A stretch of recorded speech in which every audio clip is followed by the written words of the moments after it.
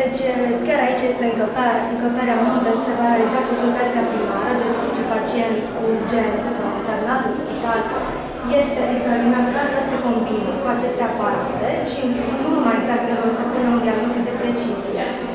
Iar în continuare mai avem o cameră de investigații în care se face câmpul vizual computerizat, ceea ce până acum noi trebuia să trimitem pacienții la Cluj să pot să fie investigați, în special pentru diagnosticul de glaucom.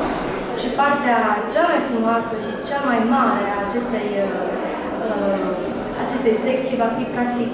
realizarea că vom putea opera și noi intervenții de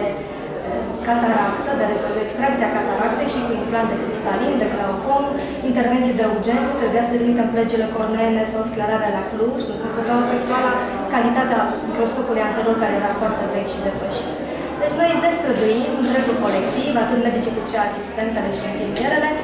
să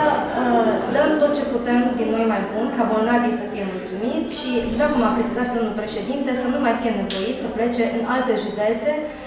și să fie rezolvați aici. Ce părere aveți dumneavoastră ca medic?